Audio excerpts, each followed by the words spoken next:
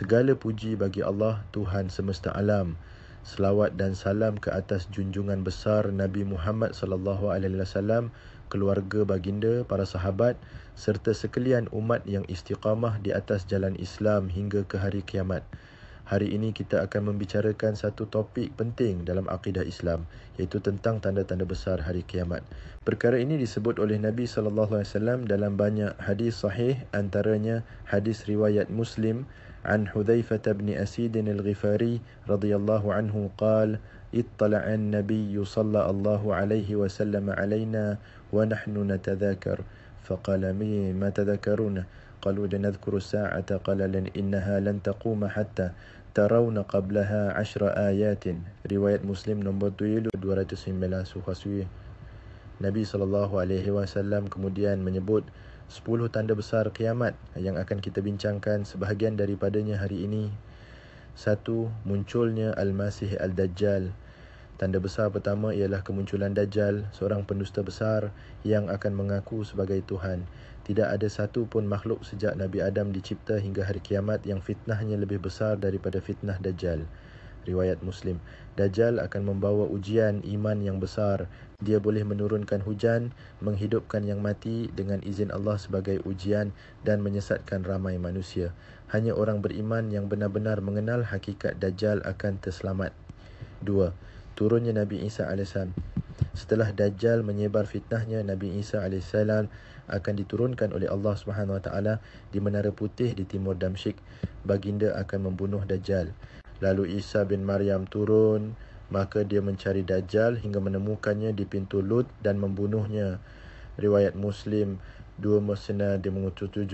Kedatangan Nabi Isa juga akan membawa keadilan dan keamanan di muka bumi. 3. Keluarnya Ya'juj dan Ma'juj. Setelah terbunuhnya Dajjal, Allah akan keluarkan kaum yang sangat ganas, iaitu Ya'juj dan Ma'juj dari satu dinding yang kini tersembunyi. Mereka akan merosakkan bumi dan membinasakan apa saja yang mereka lalui. Mereka keluar dan menyerbu ke seluruh bumi.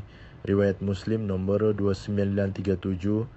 Nabi Isa dan orang-orang beriman akan berlindung di Bukit Thur dan berdoa kepada Allah untuk menyelamatkan mereka. 4. Matahari terbit dari barat. Satu tanda besar yang akan mengubah sunnatullah alam ini ialah matahari akan terbit dari arah barat. Tidak akan berlaku kiamat sehingga matahari terbit dari barat. Apabila ia terbit dari barat, semua manusia akan beriman. Namun pada waktu itu, iman seseorang tidak akan bermanfaat baginya jika dia belum beriman sebelumnya. Riwayat Al-Bukhari dan Muslim. Ini menandakan tertutupnya pintu taubat. Maka siapa yang belum beriman atau bertaubat sebelum itu, tidak akan diterima amalannya lagi. 5. Keluarnya Al-Dabbah, binatang melata. Binatang yang aneh ini akan keluar dari bumi dan bercakap kepada manusia.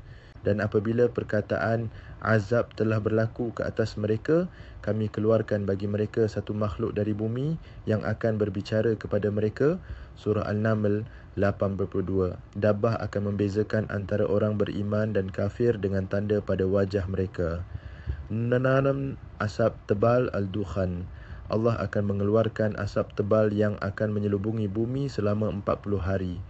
Ia akan menimpa orang kafir dengan azab dan menyebabkan orang beriman seperti selesema. Maka tunggulah hari ketika langit membawa asap yang nyata. Surah Al-Dukhan 10:7. 3 bencana besar, gerhana atau tenggelam. Akan berlaku 3 gegaran besar atau penenggelaman bumi khusuf di 3 kawasan. Di timur, di barat, di semenanjung Arab.